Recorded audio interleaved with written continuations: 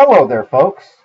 I see false claims spread on the net a lot about how much muscle one can gain, especially while drug-free, and I decided to make this video to counter these often seen claims, and to give people a realistic view of the amount of lean body mass one can add. I think it's important that people have realistic expectations about how much muscle they can gain, because if they believe they can gain way more than they really can, what often ends up happening is that they put on a lot of weight. They never test their body composition, and they can gradually gain lots of fat over time without noticing. In a decent amount of cases, they can wind up looking worse over time, and many end up looking like they don't even train because of all the fat gain. This could potentially be avoided if they have realistic expectations about how much muscle and weight they can gain without their fat climbing dramatically. Let's get to the myths I keep seeing repeated over and over on the internet.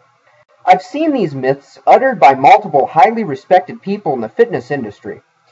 Many of you are likely quite familiar with these myths, and there's a good chance many of you actually believe some version of them. What are the myths I'm referring to? The first myth generally goes along these lines. For the average drug-free trainee, in the first year of training, average gains in muscle are about 2 pounds per month. In the second year, it's 1 pound per month.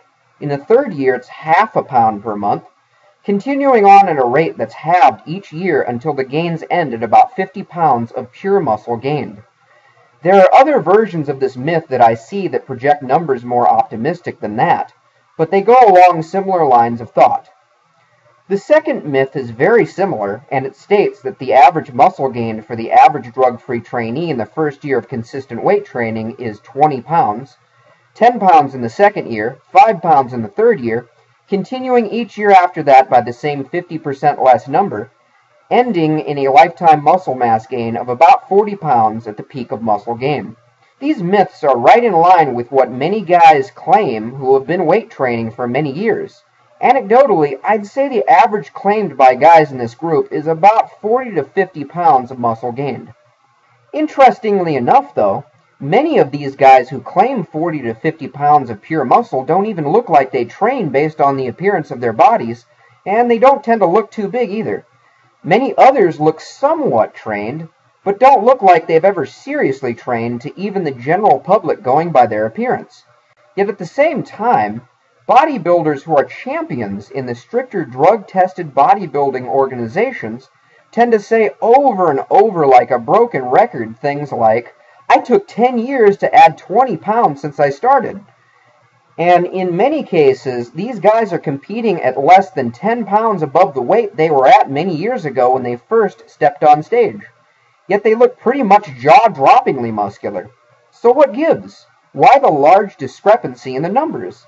How can so many guys who got inferior results going by the eye test in comparison claim they built far more muscle than the best quote-unquote natural bodybuilders in the world, and there's a high probability some or even most of these guys aren't actually drug-free at that?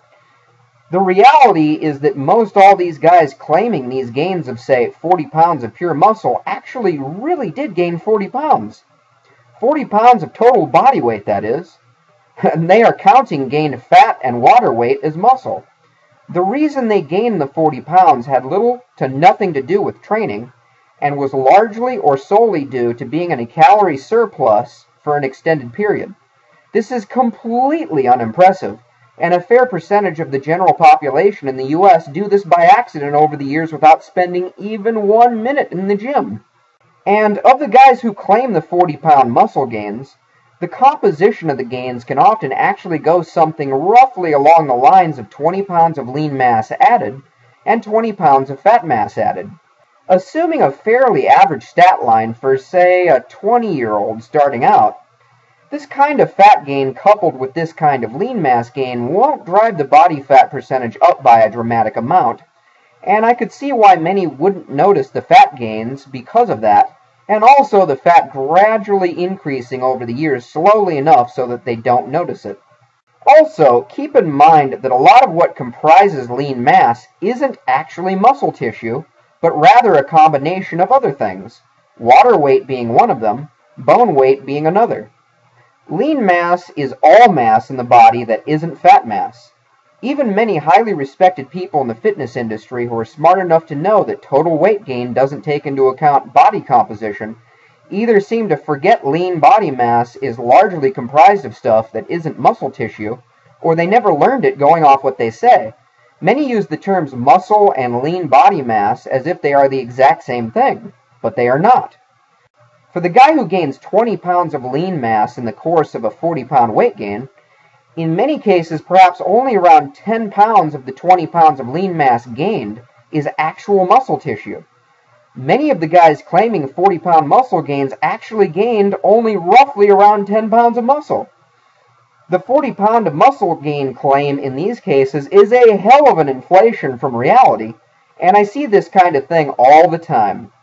It's near impossible, even in this day and age, for even the most heavily roided up people with even above average genetics to gain 40 pounds of pure muscle tissue with no gain from something else, be it water, fat, bone, or all three. And yet the average drug-free trainee is supposed to be able to do this when most all guys loaded up on steroids can't come remotely close to it? To think the average natural can do this is not just untrue, it's so divorced from reality, it's stunning to me. Also, some of these guys who claim the 40 pounds of muscle added to their frame started training with weights around the time they entered high school, which for many is at age 14. In some of these cases, these guys have gotten 4 inches taller or more since then, and they went through the natural anabolic hormone-induced magic that age range can bring, in addition to some eating a great many more calories around that time, and continuing to be in a consistent calorie surplus for years after that. A 40-pound weight gain from the age of 14 or so over many years is very normal with no training at all and no effort made to gain weight whatsoever. And most all guys are going to put on a fair amount of muscle and size anyway around age 14 and 17, even if they don't train at all due to the normal growing process and hormonal changes. But again, it's not nearly all muscle gained. It's 40 pounds of total weight gained. Now is perhaps a good time for me to mention a study comparing guys in gyms who were users of anabolic drugs to non-users. The steroid users in the study were found to have an average of 175 pounds of lean body mass. The average lean body mass of the untrained adult male in their country is approximately around 145 pounds. Therefore, the average steroid user in this study was right about 30 pounds above the normal untrained guy from there. Based on that, it seems even the average steroid user in this study was well behind the standard 40-pound prediction for natural muscle gain. By the way, the average non-steroid user on the study from guys in gyms was at 158 pounds of lean body mass, apparently less than 15 pounds above the average untrained guy in their country. As another point of reference, many would say Dorian Yates was one of the 3 freakiest bodybuilders ever.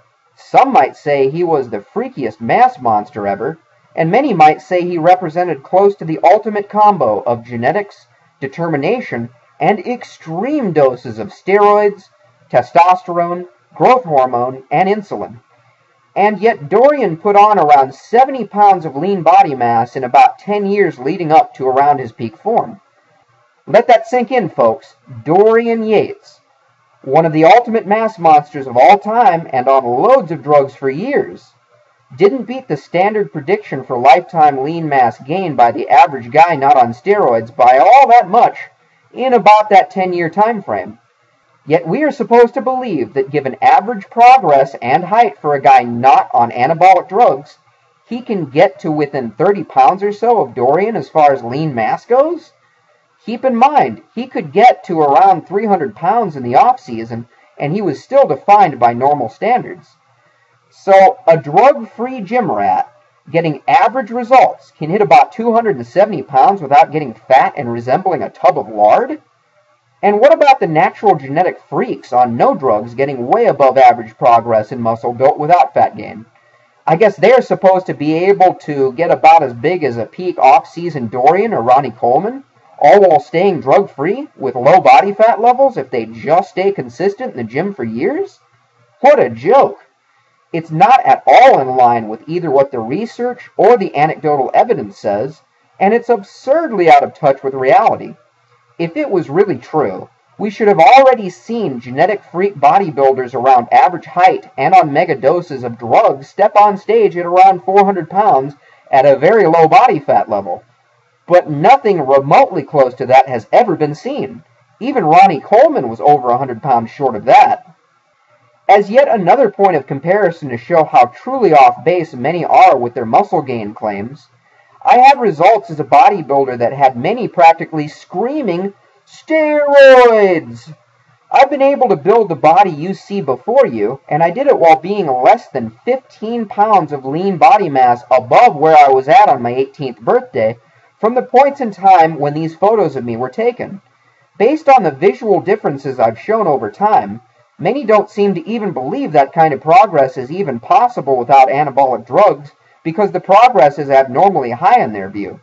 Taking these things into account, we are supposed to believe that the average guy who weight trains for many years starting at, say, around age 18, packs on about 3 times more lean body mass than I did, all while adding no fat and doing no steroids on top of it all?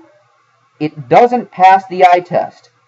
Can you imagine what I'd look like with 3 times the lean body mass gains I actually made? And that is supposed to be average? Now that I've debunked these often repeated myths, I'll get to giving a realistic formula for lean mass gain in my next video. But until then, that's about all I have to say on this topic. Perhaps I shall see you folks later.